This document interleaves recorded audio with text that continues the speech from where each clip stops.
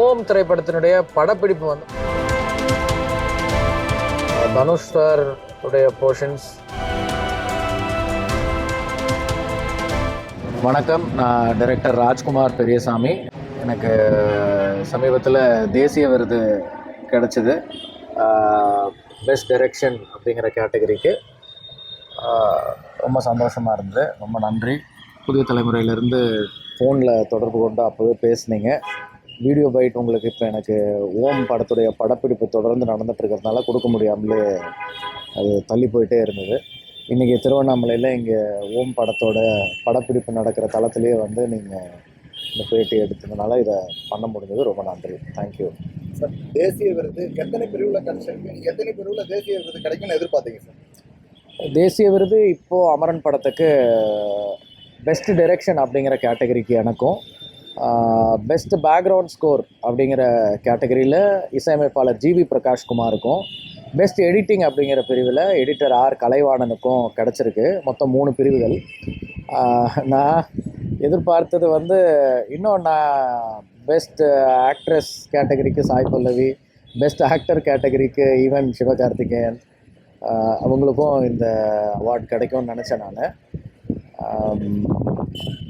But ரொம்ப சந்தோஷமாக இருக்குது எனக்கு. ஏன் அப்படின்னா வந்து நேஷ்னல் அவார்ட் பொறுத்த வரைக்கும் கோல்டன் லோட்டஸ் அப்படின்னு சொல்லி ஒரு கேட்டகரி இருக்குது.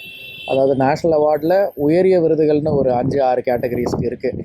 அதில் ஒன்று வந்து பெஸ்ட் டைரக்ஷன் அப்படிங்கிற அந்த கேட்டகரி.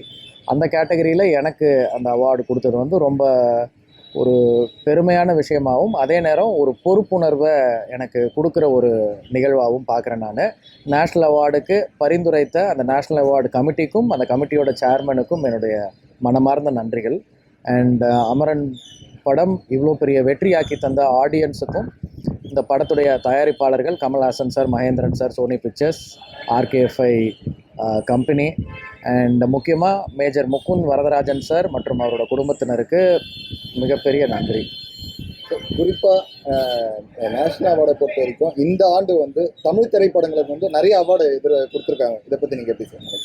ரொம்ப சந்தோஷமாக இருக்குது. அதான் நான் சொன்ன மாதிரி ரீஜனல் ஃபில்ம் வந்து அகில இந்திய அளவில் பெஸ்ட் டைரக்ஷன் அப்படிங்கிற கேட்டகரிக்கு தேர்ந்தெடுத்து கொடுத்தது வந்து ரொம்ப சந்தோஷமான ஒரு விஷயமாக பார்க்குறேன் நான்.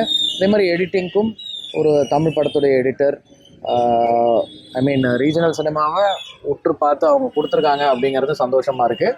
அதே நேரம் தமிழில் நிறைய விருதுகள் தமிழ் சினிமா கலைஞர்களுக்கு கிடைச்சிருக்கிறது. இந்த முறை தேசிய விருதுகளில் 72வது வருஷ தேசிய விருதுகளில் நிறைய தமிழ் சினிமா கலைஞர்களுக்கு விருது கிடைச்சிருக்கிறது ரொம்ப சந்தோஷமாக இருக்குங்க சார். ஓம் திரைப்படத்தினுடைய அப்டேட் இப்போ என்ன பொசிஷனில் இருக்குது, அதை பற்றி?